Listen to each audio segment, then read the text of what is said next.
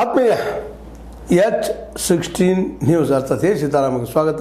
ನಾನು ನಿಮ್ಮವ MI ಅಥವಾ ಮಲ್ಲಪ್ಪ ಜೋತಾರ. ಆತ್ಮೀಯರೇ, ನೇಕಾರ ಬಗ್ಗೆ ಅನೇಕ ಕಾರ್ಯಕ್ರಮಗಳನ್ನು ಕೊಟ್ಟಿದ್ವಿ ಸೀತಾರಾಮ್ ಮೂಲಕ. ನೀವು ನೋಡಿದ್ದೀರಿ ನೇಕಾರ ಬದುಕು ಹೇಗಿದೆ, ಏನಿದೆ, ಎಂತಿದೆ, ಎಷ್ಟೊಂದು ತೊಂದರೆ ಇದೆ ಅಂತೇಳಿ.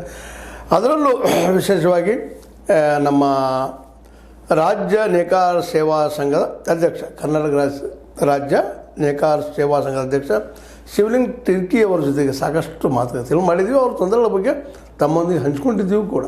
ಅದಕ್ಕೆ ಸಾಕಷ್ಟು ರೆಸ್ಪಾನ್ಸ್ ಬಂದಿದೆ. ಬಟ್ ಈ ಎಲ್ಲ ಇಷ್ಟೆಲ್ಲ ಮಾಡಿದ್ರು ಇನ್ನೂ ಸರ್ಕಾರದಿಂದ ಅಂತ ಹೇಳ್ಕೊಳ್ಳೋಂಥ ಸ್ಪಂದನೆ ಅಲ್ಲಿ ಸಿಕ್ಕಿಲ್ಲ ಅನ್ನೋದು ಇವತ್ತಿನ ಮತ್ತಷ್ಟು ರಿಪೋರ್ಟ್ಗಳು ನೋಡಿದಾಗ ಅನಿಸ್ತಾ ಇದೆ. ಯಾಕಂತಂದ್ರೆ ಇವತ್ತು ಮತ್ತೆ ಕಚ್ಚಾ ವಸ್ತುಗಳು ತುಟ್ಟಿಯಾಗಿದ್ದಾವೆ, ಮತ್ತಷ್ಟು ಹೆಚ್ಚಾಗ್ತಾ ಇದ್ದಾವೆ. ಹೀಗಾಗಿ ಅಲ್ಲಿ ದುಡಿಯುವಂಥ ಈ ನೇಕಾರರಿಗೆ ಉದ್ಯೋಗ ಇಲ್ಲದಂಥ ಸ್ಥಿತಿ ಬರ್ತಾಯಿದೆ. ಯಾಕಂದರೆ ಸೀರೆಗಳನ್ನು ಕೊಳ್ಳೋವರೇ ಕಡಿಮೆ ಆಗ್ತಾ ಇದ್ದಾರಂತೆ. ಈ ಮೊದಲು ಸೀರೆಗಳ ಮಾರಾಟದಿಂದ ಸಾಕಷ್ಟು ನಮ್ಮ ಕಮ್ಯುನಿಟಿ ಆಗಿರ್ಬೋದು ಅಥವಾ ನಮ್ಮ ಗುಳೆದ ಗುಡ್ಡ ಆಗಿರ್ಬೋದು, ಇನ್ನುಳಿದ ಯಾವುದೇ ಕ್ಷೇತ್ರಕ್ಕೆ ಹೋದರೂ ಸಹಿತ ನೇಕಾರಿಕೆ ಕ್ಷೇತ್ರಕ್ಕೆ ಒಂದಿಷ್ಟು ಏನೋ ಸ್ಪಂದನೆ ಇತ್ತು. ಹೇಗೋ ಬದುಕ್ತಾ ಇದ್ದರು ನೇಕಾರ. ಒಂದಿಷ್ಟು ಒಂದು ಊಟ ಮಾಡಿ ಒಂದು ಊಟ ಇಲ್ಲದನ್ನು ಬದುಕ್ತಾಯಿದ್ರು.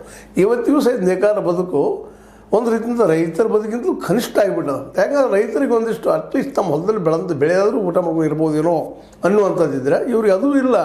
ಯಾಕಂದರೆ ಎಲ್ಲರೂ ಕೊಂಡೇ ತೊಗೊಳ್ಬೇಕು, ನೀರನ್ನು ಕೊಂಡು ತೊಗೊಳ್ಬೇಕು, ಎಲ್ಲ ಆಹಾರ ಪದಾರ್ಥ ಕೊಂಡು ತೊಗೊಳ್ಬೇಕು, ಉಪ್ಪು ಯಾವುದನ್ನಾದರೂ ಎಲ್ಲ ಕೊಂಡು ತೊಗೊಳ್ಬೇಕು. ಇದರಿಂದಾಗೆ ಆದರೆ ಅದು ಕೊಳ್ಳುವ ಶಕ್ತಿ ಈ ನೇಕಾರಲ್ಲಿ ಉಳಿದಿಲ್ಲ ಅನ್ನೋದು ಮಾತ್ರ ಅಷ್ಟು ಸತ್ಯದ. ಅದ್ರ ಬಗ್ಗೆ ಸಾಕಷ್ಟು ಎಳೆಯಾಗಿ ಟಿರ್ಕಿ ಅವರು ಹೇಳಿದ್ದಾರೆ, ಇನ್ನುಳಿದವರು ಹೇಳಿದ್ದಾರೆ, ಬೇರೆ ಬೇರೆದನ್ನು ಮಾತಾಡಿದ್ದಾರೆ. ಸ್ವತಃ ನಮ್ಮ ಅನುಭವಗಳು ಇದ್ದಾವೆ.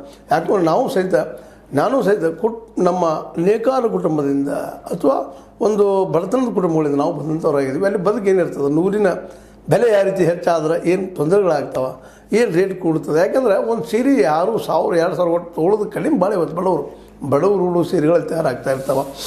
ಅವು ಕೊಳ್ಳುವಂಥ ಶಕ್ತಿನೂ ಇವತ್ತು ಭಾಳ ಕಡಿಮೆ ಆಗಿದೆ. ಈಗಲೇ ಹೇಳಿದಂಗೆ ನಿಮಗೆ ಇಲ್ಲಿ ಉದ್ಯೋಗ ಇಲ್ಲದಕ್ಕಾಗಿ ನಿರುದ್ಯೋಗ ಹೆಚ್ಚಾಗಿದ್ದರಿಂದಾಗೆ ಕೊಂಡುಕೊಳ್ಳುವ ಶಕ್ತಿ ಇಲ್ಲದಕ್ಕಾಗಿ 300-500 ತನಕ ಕೊಟ್ಟು ತೊಗೊಳೋದು ಇಲ್ಲದಕ್ಕಾಗಿ 10 ಲಕ್ಷ ಸೀರೆಗಳು ಸ್ಟಾಕ್ ಆಗಿ ಬಿದ್ದಿದ್ದಾವೆ ಅನ್ನುವಂಥ ವಾರ್ತೆಗಳು ಬರ್ತಾಯಿದ್ದಾವೆ, ನ್ಯೂಸ್ಗಳು ಬರ್ತಾಯಿದ್ದಾವೆ. ನಿಜವಾಗಿ ಇದು ಒಂದು ರೀತಿ ಆತಂಕಕಾರಿಯಾದ ವಿಷಯ ಅಂತ. ಯಾಕಂದರೆ ನಾವು ಮಾಡೋಲ್ಲಿ ಆರ್ಥಿಕ ವ್ಯವಸ್ಥೆಯನ್ನು ತಪ್ಪು ಮಾಡಿಬಿಟ್ಟಿವಿ ನಾವೆಲ್ಲ. ಯಾಕಂದರೆ ಗಾಂಧೀಜಿಯವರು ಹೇಳ್ತಾ ಇದ್ರು, ಇದು ಹೇಳಿದಾಗ ನಿಮ್ಗೆ ಜೋಕ್ ಅನ್ನಿಸ್ಬೋದು, ಹೊಳ್ಳಿ ಗಾಂಧೀಜಿ ಹೇಳ್ತಾರೆ